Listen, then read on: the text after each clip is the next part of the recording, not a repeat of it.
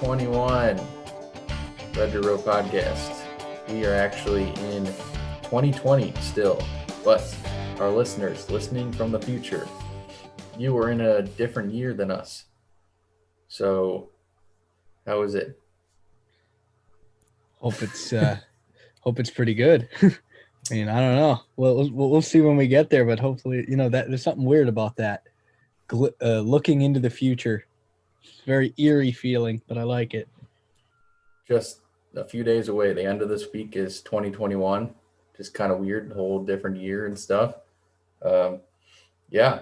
So big year, I guess. You kind of thought going into 2020, that was the big year change because that's a whole different decade. But kind of feels like this year, big change. It's like people ready for the next year. People kind of always are, but this year in particular. So our next episode will be kind of the official first episode of the year because we will also be in 2021.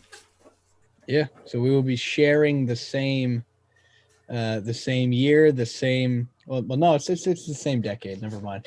But I'd agree with you on that. I think a lot of people. Everybody thought that 2020 is going to be so different than 2019, but because 2020 was so eventful, they just can't wait to get rid of it. Yeah, it was not fun much at all. No. So any New Year's Eve plans? We are recording this after Christmas and just before New Year's Eve, just a few days away. I can imagine 29th. Not many New Year's Eve plans. I don't know. See, I know that we're definitely not, unfortunately, not going to make it out to Ohio for New Year's Eve this year. We had tried valiantly to find a way so that we could get tested and quarantine and get to see everybody, but with my sister's school schedule, and because she has to be back in order to quarantine and test by New Year's Day at the latest, and that is what makes it tough because her break was a week early this year, so that's unfortunate because our school breaks don't coincide with one another. I didn't get off until the 21st of December, and I was lucky to even get off at that, which is crazy. But I mean, ultimately, I think it was just going to be too hard for us this year, and we feel horrible about that. But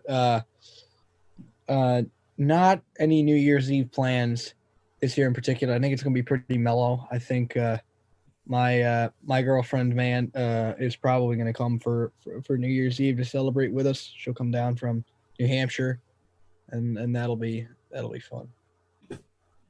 Yeah, I try to, this summer everyone was like, "Oh, just stay inside," and I can't do that. So what I've been doing is, the small gatherings. So I think we're having a small party.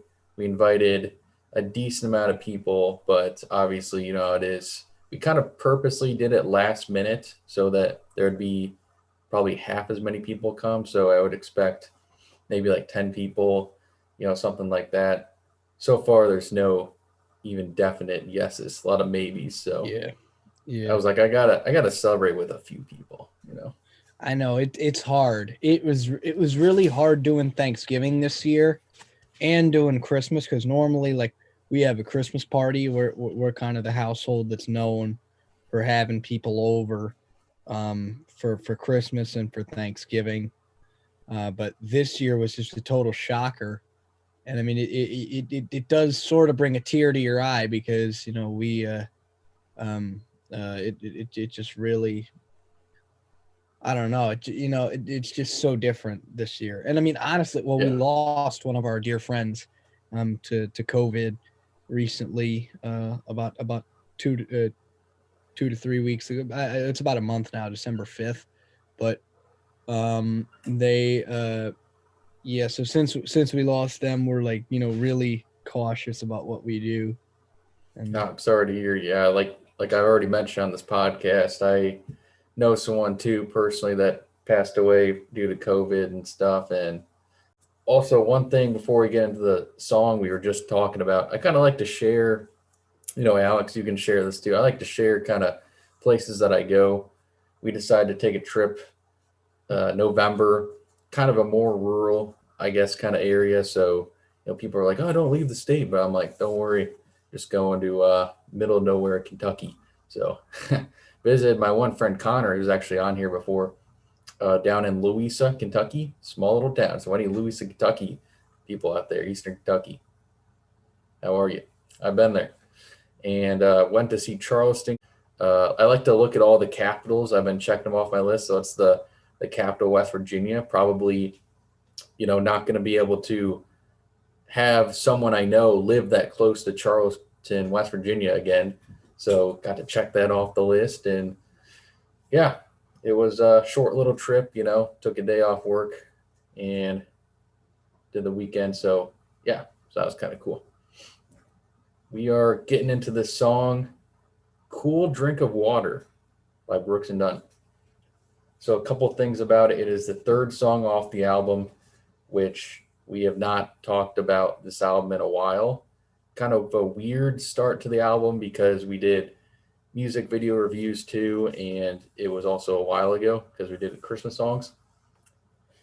The breakdown of the song, a little 10-second ish intro, and then the narrator is sort of talking, or sorry, narrator buys his girlfriend a diamond engagement ring and she instantly exchanges it at the pawn shop to pay for a new party dress.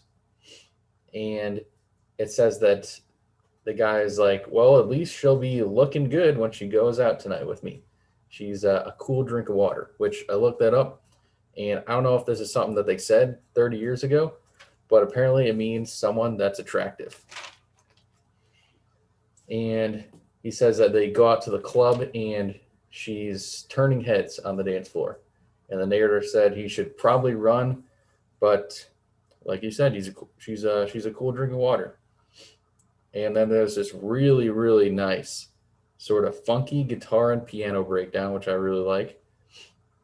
And then the last verse, she drives them home from the club and they're pulled over going 90 and a 20. And she does not get the ticket, just the officer's phone number. So how about that? Then there's a couple courses. So you said before we actually started this that you liked the song. So what else? What do you think about this song?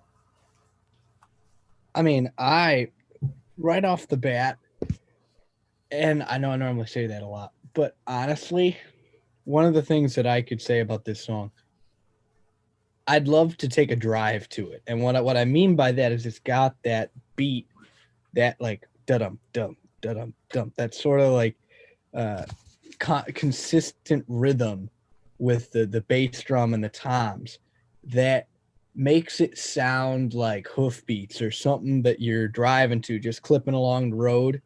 And it's got that quintessential 90s style of like, it's got the steel guitar, it's got the piano. Amazing work on the piano. The guy who played the piano on this song, they should give him all the praise in the world, because that really, I think, did this song a good one. And honestly, I didn't understand the title. That's I guess the one bad thing about it. I mean, it's a very interesting metaphor. She's a cool drink of water. Yeah, it's kind of a very interesting but groovy sort of theme and title to it. Definitely had some really, really cool jazzy but like sort of rockabilly rockin' style influences. And you know what this reminds me of? This song reminds me a lot of, it probably in some way influenced Brad Paisley, because this song had a very, very specific style of a guitar and piano breakdown that is remarkably similar to the music that I've seen from Brad Paisley, who came way after. He's probably early 2000s, I'd say late 90s, early 2000s. And I mean, this is what, 92, 93. 91. And the 91.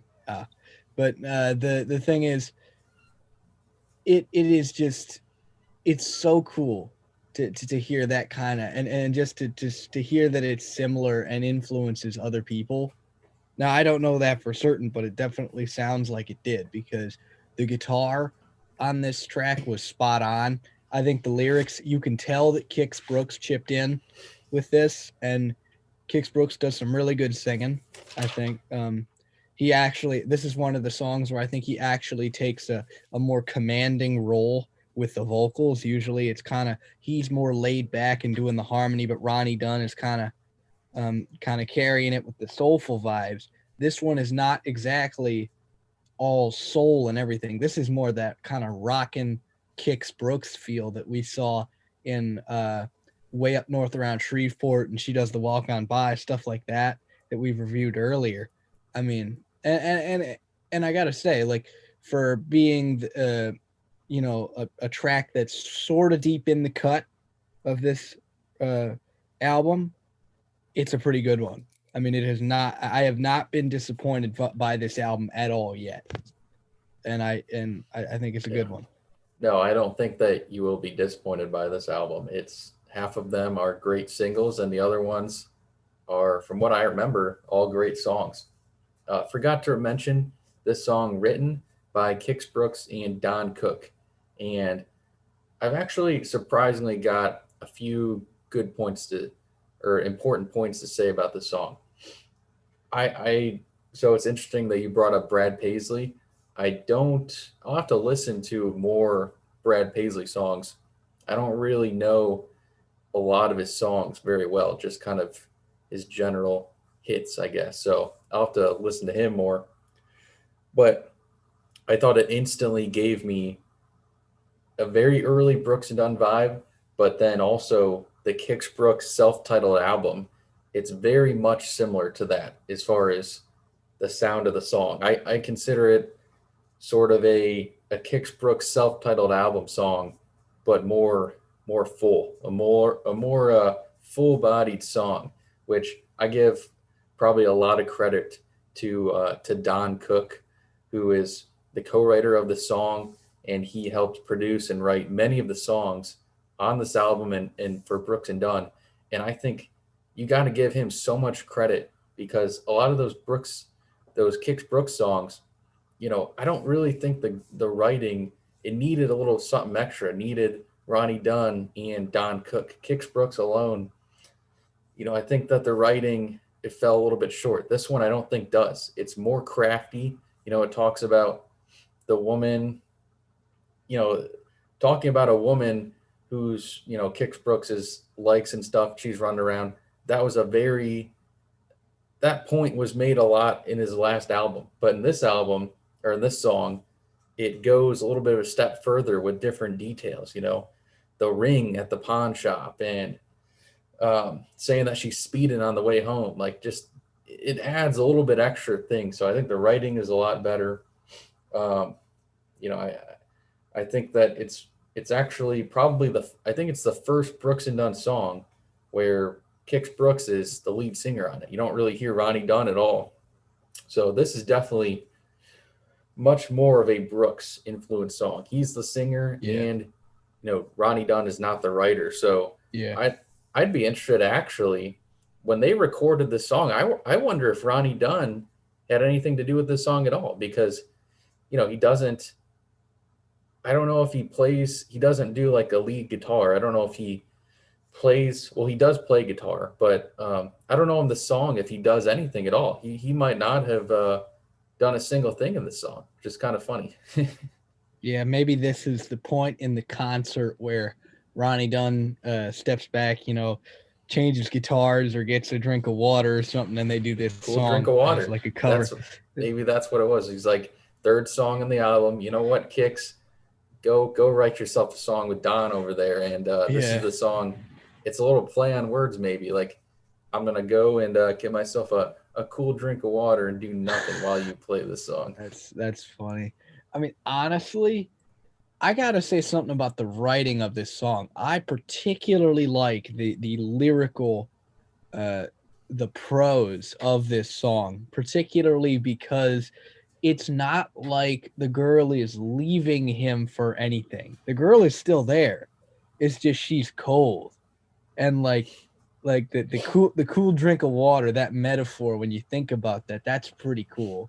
And like he's basically talking about like she's either the cougar or just the one who's more I guess outgoing and like is really flirtatious, but he's sort of along for the ride.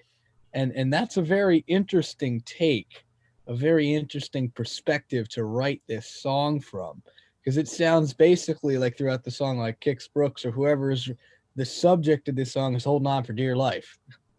Yeah, I think it's definitely more than just she's a flirtatious person. She's obviously not a good person at all. It says in the first verse she pawns the wedding or the engagement ring Brutal. very quickly. Absolutely So, brutal.